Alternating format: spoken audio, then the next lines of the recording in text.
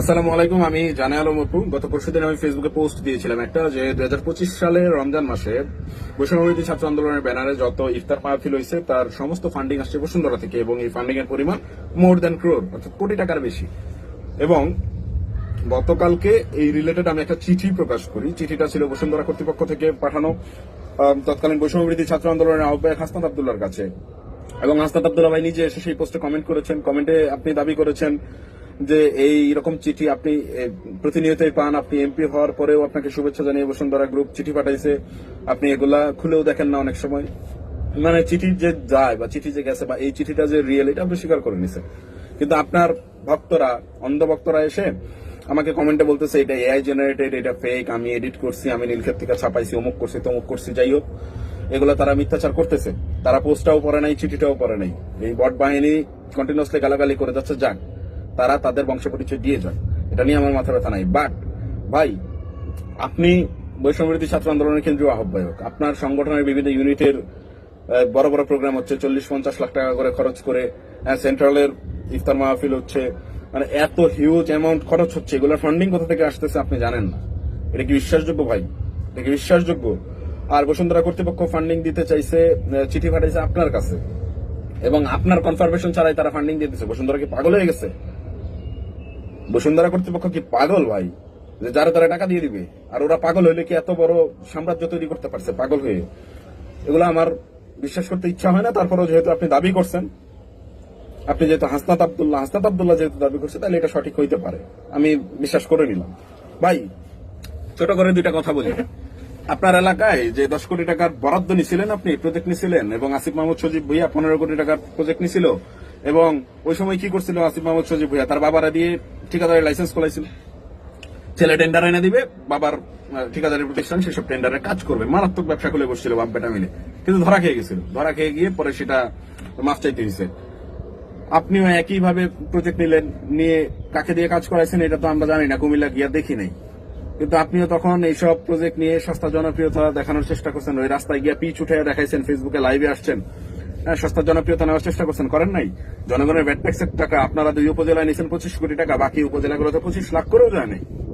তো জনগণের ভ্যাট ট্যাক্সের টাকা আপনারা নিজেদের জনপ্রিয়তা বাড়ানোর জন্য, নিজেদের ভোট ব্যাংক বৃদ্ধি করার জন্য, এলাকার মানুষজনের কাছে সুপার হিরো সাজার জন্য আপনারা ব্যয় করছেন। এটা কেন করছেন?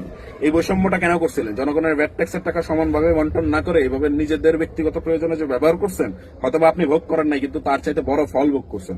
আপনি নিজে ওই টাকা খান নাই, কিন্তু ওই 10 কোটি টাকা আপনি কয়দিনে খাইতেন? আপনি এলাকায় তো নিজের ব্যাপক একটা ফ্যান বেস তৈরি করছেন ওই 10 কোটি টাকার প্রজেক্ট দিয়ে, করছেন না? এলাকার সাধারণ নিরীহ মানুষজন, অবুঝ লোকজনদের কাছে হিরো সাচ্ছেন না? এটা তো আজীবনের জন্য আপনি আপনার আখের গোছায় নিছেন। তো আপনি অনেক বুদ্ধিমান। আপনি বলতে আপনারা সবাই অনেক বুদ্ধিমান। আপনারা নিজেরা ওইসব টাকা খান নাই, কিন্তু ওইসব টাকা দিয়ে সর্বোচ্চ যে আউটপুট আনা সম্ভব সেটা করছেন। আপনারা বহুত স্মার্ট আছেন, এই জন্য আপনাদেরকে আমার ভালো লাগে। আমি বিশ্বাস করি হাসনাত আব্দুল্লাহ ভাই, আপনি যত বড়ই দুর্নীতিবাজ হন না কেন, আপনি অন্যান্য এমপিদের চেয়ে অনেক ভালো করবেন, এতটুকু বিশ্বাস আমার আছে আপনার প্রতি। অন্য সব এমপি চাইতে আপনি ভালো করবেন, আপনার ব্যাপক সম্ভাবনা আছে, কারণ আপনি মাল্টি ট্যালেন্টেড, প্রচুর স্মার্ট একজন মানুষ। কিন্তু এই আনএথিক্যাল ওয়েতে আপনারা যে বরাদ্দ নিয়েছিলেন, আপনারা তো কুমিল্লা 300 কোটি টাকার মেগা প্রজেক্ট ঢোকানোর চেষ্টা করছিলেন, কিন্তু ক্যাবিনেট মিটিং এ অন্যান্য উপদেষ্টারা এতে সায় দেয় না, এই জন্য সেই প্রজেক্ট পাস হয় নাই। এটা আসিফ মাহমুদ সজীব ভুইয়া নিজে খালেদ মহিউদ্দিনের টকশোতে এসে নিজে ক্লারিফিকেশন দিচ্ছে এটা নিয়ে। তার আগে রিউমার ছিল যে তাদের এলাকায় 300 কোটি টাকার প্রজেক্ট গেছে, তো পরবর্তীতে সেইটা ক্লিয়ার করছে। তো 300 কোটি টাকার একটা প্রজেক্টের প্রস্তাব দিচ্ছেন, 25 কোটি টাকার প্রজেক্ট নামাইছেন। এগুলা করতে কি পরিমাণ রাজনৈতিক প্রভাব দরকার, এইটা বুঝতে কি ভাই রকেট সায়েন্স লাগবে? কিছু হইলেই যে এই প্রেজেন্টেশন স্লাইড ওপেন করেন, আপনার কোচিং সেন্টারে যেরকম বাচ্চাদেরকে পড়ান, সেভাবে ফেসবুকে দর্শকদেরকে হিসাব বাচ্চা পড়ানোর মতো বুংবাং বুঝ দেন, খেজুরের হিসাব দিচ্ছেন আপনি। তো এই 10 কোটি টাকা নিতে, এই প্রজেক্ট গুলা পাশ করাইতে আপনি কোথায় কোথায় তখন গেছিলেন, কারে কারে চাপ দিছিলেন, এগুলা বললেন একটু। আর তখন আপনার এই এথিক্স কোথায় ছিল? এত বড় বড় নীতিবাক্য কোথায় ছিল? জনগণের ভ্যাট ট্যাক্সের টাকা আপনি আপনার ব্যক্তিগত সুবিধা নেওয়ার জন্য, আপনার নিজের এলাকায় জনপ্রিয়তা বাড়ানোর জন্য, ভোট বাড়ানোর জন্য আপনি এইভাবে যে খরচ করছেন, তখন এই এথিক্স কোথায় ছিল ভাই? এইসব নীতি বাক্য ভাই ওই মিডিয়ার সামনে যখন বক্তব্য দিবেন তখন দিবেন, আমাদের কাছে দিবেন না। আমরা অনেক কিছু জানি, অনেক কিছু দেখছি, কার কিভাবে উত্থান হয়েছে সেটা দেখছি। 5 আগস্টের আগে থেকে আমরা আপনাদেরকে চিনি, আমরা 5 আগস্টের পরে চিনি না। 5 আগস্টের আগে আপনাদের লাইফস্টাইল কি ছিল, কিভাবে চলছেন দেখছি। 5 আগস্টের পরে কিভাবে চেঞ্জ হয়েছে সেটাও দেখছি। আমরা আপনাদের বোথ সাইড দেখছি ভাই, আমাদের কাছে এইসব বলবেন না। যারা 5 আগস্টের পরে আপনাকে চিনছে তাদেরকে গিয়ে বললেন ওই সস্তা জনপ্রিয়তা পাওয়ার জন্য এইসব বক্তব্য ভাই মিডিয়ার সামনে দিবেন, আমাদের কাছে না, দয়া করে। আমাদের কাছে এইসব ভংবাং বুঝ দিতে আসলে উল্টা নিজেদের কথা যারা নিজেরা ফেসে যাবেন। হাসনাত আব্দুল্লাহ ভাইয়ের কাছে আমার অনুরোধ, আপনি যদি পোস্টটা পার্সোনালি নিয়েছেন, যদিও পোস্টটা আমার পার্সোনালি আপনাকে উদ্দেশ্য করে ছিল না, আমার পোস্টে আমি উমামা ফাতেমার নাম উল্লেখ করছিলাম। উমামা ফাতেমা এসে বলুক সে বসুন্ধরা থেকে ওই ফান্ডিং দিয়ে প্রোগ্রাম করে নাই, বলুক। মহানগর উত্তর দক্ষিণের প্রোগ্রাম হয়েছে, মহানগর উত্তর দক্ষিণের তারা আয়োজকরা এসে বলুক তারা বসুন্ধরা থেকে ফান্ডিং নেয় নাই, নিয়ে প্রোগ্রাম করে নাই। আর উমামা ফাতেমা মুখপাত্রের নেতৃত্বে প্রোগ্রাম হচ্ছে, আহ্বায়ক জানে না। এটা হইলে হইতে পারে, আমি জানি না। এটা যদি হয়ও বাস্তবে আপনি এসে প্রকাশ করেন যে তাহলে বৈষম্যবিরোধী ছাত্র আন্দোলনের স্টিয়ারিং আপনার কাছে ছিল না, আপনি নামমাত্র আহ্বায়ক ছিলেন, আপনি কিচ্ছু জানতেন না, আপনি ছিলেন বারারওয়াল, এটা সরাসরি বলেন। যদি আপনার কথা সত্য ধরতে চাই তাহলে এইটাই হয়, কিন্তু এটা সত্য না আসলে। কিন্তু আমি তর্কের খাতিরে মেনে নিলাম এইটাই সত্য। তা আপনি দয়া করে নেক্সট যে প্রেজেন্টেশন স্লাইড আবার বানাবেন, ওইটাতে আপনি 2টা লাইন অ্যাড করেন আমার পক্ষ থেকে। আমি আপনাকে অনুরোধ করতেছি, আপনি কেন এই এক্সট্রা বেনিফিট গুলো নেওয়ার চেষ্টা করছেন, আপনি কেন জনগণের ভ্যাট ট্যাক্সের টাকা সমবন্টন না করে আনএথিক্যাল ওয়েতে নিজের এলাকায় অতিরিক্ত বরাদ্দ নিচ্ছিলেন নিজের জনপ্রিয়তা নেওয়ার জন্য, যেটার প্রভাব জাতীয় নির্বাচনে পড়ছে, এইটা দয়া করে একটু ক্লিয়ার করবেন।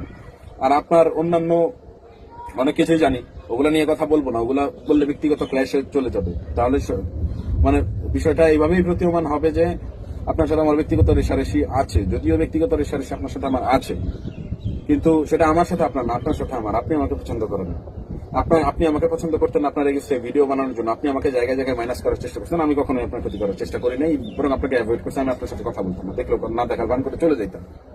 আপনার সাথে লাস্ট ওই অফিসে যে মিটিং এর বাকবিতণ্ডা হয়েছে, তারপর আপনার সাথে আমি আর কোনোদিনই কথা বলিনি, আপনার সাথে আমি আর কোনোদিনই কথা বলিনি, দেখা হইলেও অ্যাভয়েড করে চলে গেছি। আপনার সাথে কোনোদিন আমি একটা ছবিও তুলিনি, বরং আপনি আমার সাথে সেলফি তুলছেন।